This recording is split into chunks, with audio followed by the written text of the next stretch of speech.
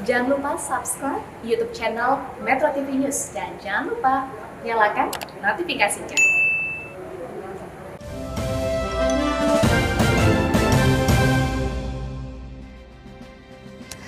Pemirsa, 75 tahun Indonesia merdeka, sudah 7 pula nahkoda Indonesia. Ada 7 presiden yang telah memimpin Indonesia sepanjang 75 tahun ini. Beda presiden, beda pula gaya kepemimpinannya.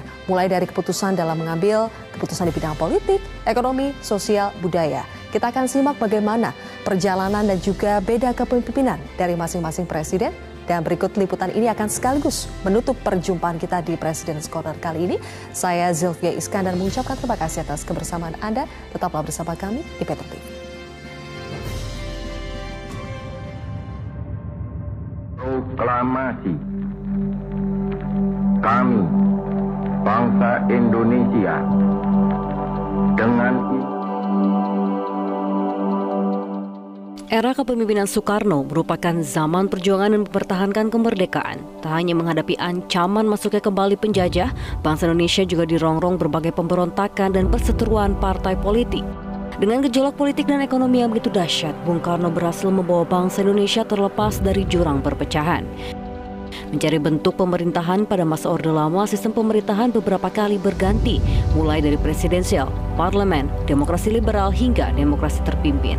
Bidang ekonomi juga menjadi perhatian Presiden Soekarno, meski tantangan itu belum banyak menghasilkan perubahan ekonomi yang menyejahterakan. Sektor inilah salah satu pembeda antara pemerintahan Orde Lama dan Orde Baru.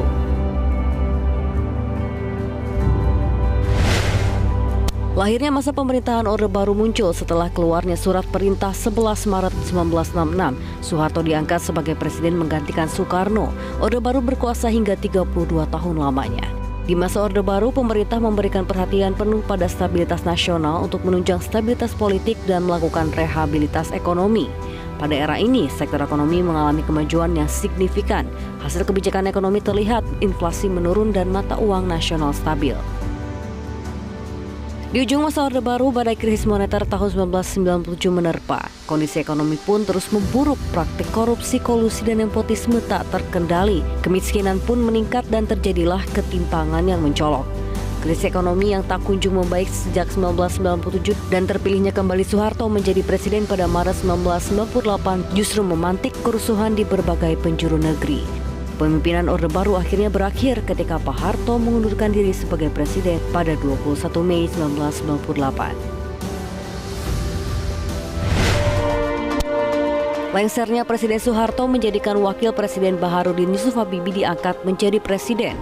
Meski hanya menduduki kursi presiden selama 18 bulan saja, namun Habibie mampu memberi terobosan terhadap negeri. Presiden Habibie lah peletak dasar-dasar demokrasi Indonesia. Di bawah kepemimpinannya, kebebasan pers tumbuh pesat, tahanan politik banyak yang dibebaskan dan melakukan reformasi di tubuh TNI, Polri, serta adanya kebijakan otonomi daerah. Salah satu kebijakan yang paling kontroversial yang dikeluarkan Presiden Habibie yaitu memberikan referendum atau penentuan pendapat rakyat kepada Timur Timur, dan hasilnya Timur Timur lepas dari pangkuan NKRI. Setelah laporan pertanggungjawaban ditolak oleh MPR, Presiden Habibie memutuskan untuk tidak mencalonkan diri lagi. Menjadi presiden keempat RI, Kiai Haji Abdul Rahman Wahid atau Gus Dur hanya menjabat selama 18 bulan saja. Di bawah kepemimpinan yang sangat singkat, sejumlah konflik sosial yang menjadi bara masalah di Indonesia berhasil diredam. Aspek sosial dan pluralisme menjadi perhatian Kiai Nahdlatul Ulama ini. Berkat Gus Dur, tahun baru Imlek yang dilarang pada masa kolonial Belanda dan dipersulit di era Orde Baru justru dijadikan sebagai hari libur nasional. Presiden Gus Dur pula yang mendorong Konghucu sebagai tambahan agama yang diakui di Indonesia.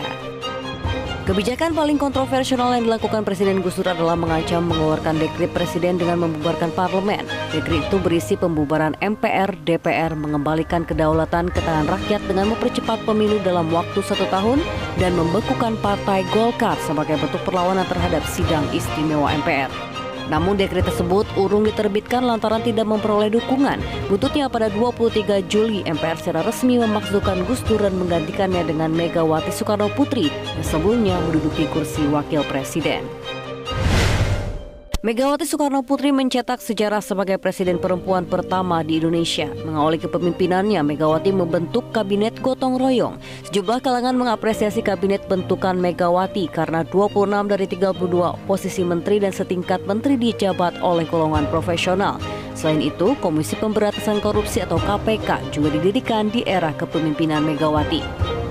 Masa pemerintahan Megawati ditandai dengan semakin menguatnya konsolidasi dan demokrasi di Indonesia. Dalam masa pemerintahannya, pemilihan umum presiden secara langsung dilaksanakan dan secara umum dianggap sebagai keberhasilan proses demokratisasi di Indonesia. Sayangnya, Megawati harus mengakui kemenangan Susilo Bambang Yudhoyono yang telah bertarung dalam pemilihan presiden 2004.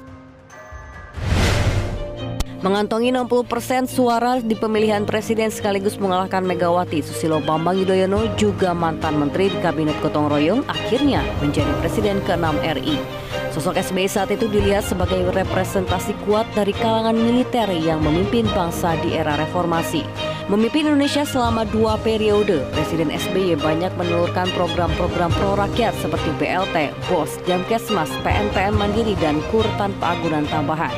Menjamurnya korupsi menjadi tantangan besar di era pemerintahan SBY.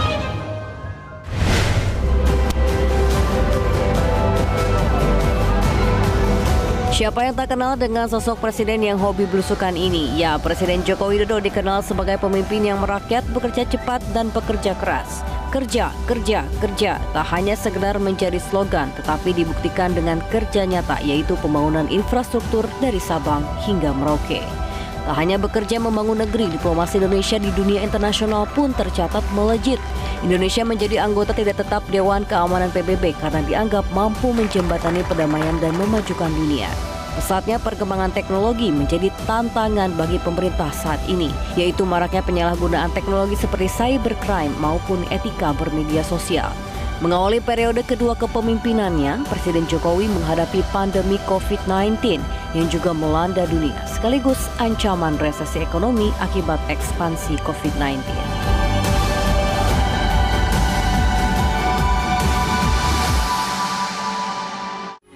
Metro TV, knowledge to elevate.